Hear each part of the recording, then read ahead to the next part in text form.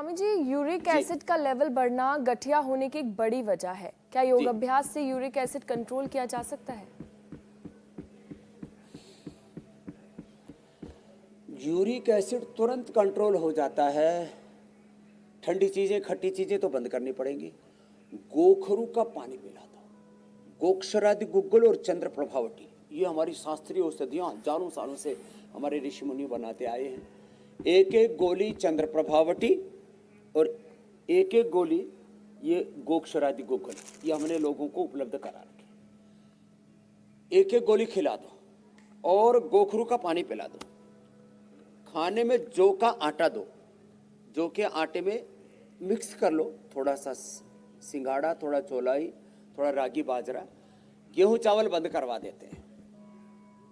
गोखरू का पानी दिन भर पिलाने मात्र से, और जो गोखरू का पानी आदि नहीं पी पाते, यात्रा आदि में रहते हैं, तो ट्राई घन और कोरी घन ये वटी दे देते हैं। 100% विद इन ए वीक, एक सप्ताह में ही यूरिक एसिड 8-9 पहुंच गया था। आदमी जब ये एक पॉइंट भी ऊपर पहुंचता है ना, तो एक कदम भी आदमी नहीं चल पाता। ये इसका नॉर्मल वैल्यू होता है, ये 5 के आसपास रहना चाहिए, 7 अधिकतम, और 7 से ऊपर 8-9 गया तो पूरा शरीर जाम हो जाता है। अब लोग सोचते हैं यूरिक एसिड कैसे कम करें, यूरिक एसिड को निकाले कैसे, तो एक उपाय तो मैंने अभी बताया। दूसरा, यज्ञ की भस्म, ये जो अग्निहोत्र हम करते हैं, यहाँ पर अभी भी अग्निहोत्र हो रहा है, इसमें गाय का घी डालते हैं, गुग्गल डालते हैं, और इसकी जो भस्म बच जाती है उसका पानी पिलाते हैं। ये भी जो है ये अग्निहोत्र भी ये दूर करता है।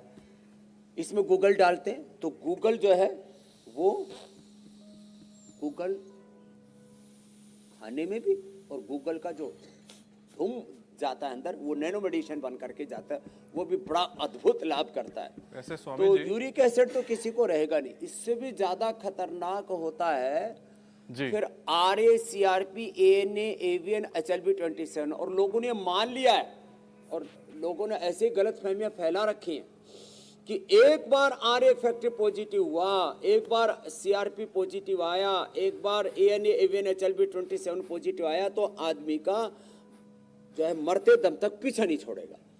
ये झूठी मान्यता एलोपैथी की तरफ से, ये मॉडर्न मेडिकल साइंस की तरफ से फैलाएगी, क्योंकि वहां पर इसका कोई सॉल्यूशन नहीं है। लेकिन आयुर्वेद में जैसे मैं बता रहा हूँ, गुग्गल का सेवन, हल्दी, मेथी, सौंठ, सुरंजान, मीठी सुरंजान, लेकिन ज़्यादा मात्रा में 3 महीने से ज़्यादा प्रयोग नहीं करने चाहिए। अश्वगंधा जीवन भर ले सकते हैं, और ये हल्दी, मेथी, सौंठ जिंदगी भर ले सकते हैं। और इसमें भी हल्दी का विशेष प्रयोग क्या करना, आज मैंने कहा उसका भी थोड़ा विस्तार से हम बताने वाले हैं जी। तो जो करक्यूमिन गोल्ड लगातार खा लेंगे, योगरा गूगल या महायोगराज गूगल लगातार खा लेंगे, पीड़ानिल गोल्ड खाली पेट खा लेंगे, अश्वशिला ये बड़ा जबरदस्त है, इसको लगातार प्रयोग कर लेंगे, या वातारी चूर्णी, जो घर में भी चूर्ण आदि नहीं बना पाते, वो जो इसका प्रयोग कर लेंगे। लहसुन कल्प, लहसुन की कली के अंदर थोड़ा सा चाकू से काट के गाय के घी में भून लेते हैं, तो उसका दुर्गंध, उसका तीक्ष्णता, उसकी तामसिकता ये खत्म हो जाती है। 5 कली से शुरू करके हम 25 कली तक खिला देते हैं।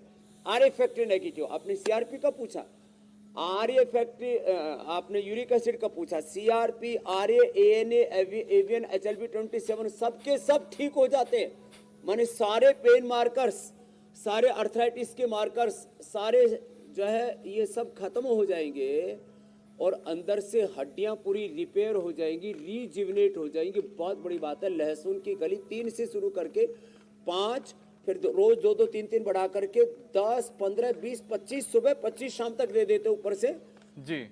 पीड़ानिल, जो पीड़ांता क्वाथ है या दसमूल क्वाथ है जो काढ़े रखें, इसको ऊपर से पिला देते हैं, और गोंद का लड्डू भी खिला देते हैं, वो भी अंदर से हड्डियों को मजबूत करता है। जिनको अर्थराइटिस है उनको सरसों के तेल का ही प्रयोग करना चाहिए।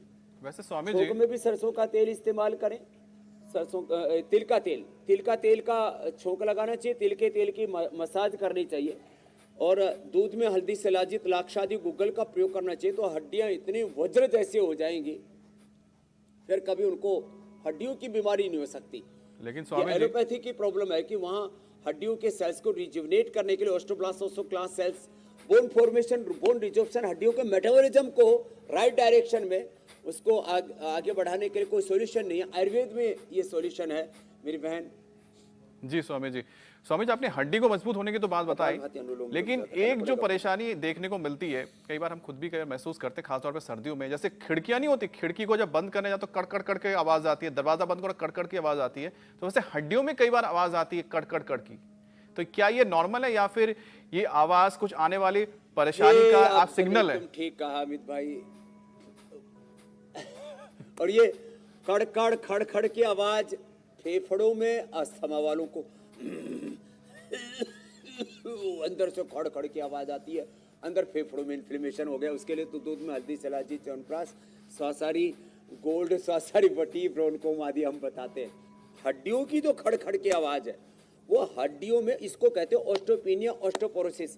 अंदर vitamin D, B12, calcium, iron और प्रोटीन की डेफिशिएंसी के कारण से होता है। तो उसके लिए क्या करें? तो दूध पीने से, और दूध में घी डाल के पियो।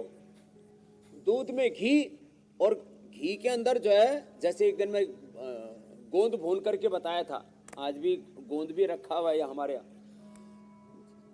घी के अंदर गोंद भून लें और फिर उसका पाउडर करके रख लें, और तेज गर्म दूध में डालेंगे तो घुल जाएगा।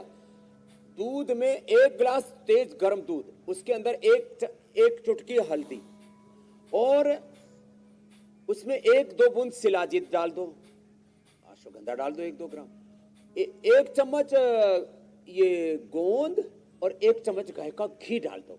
ओहो हो, हड्डियां से फौलादी हो जाएंगी।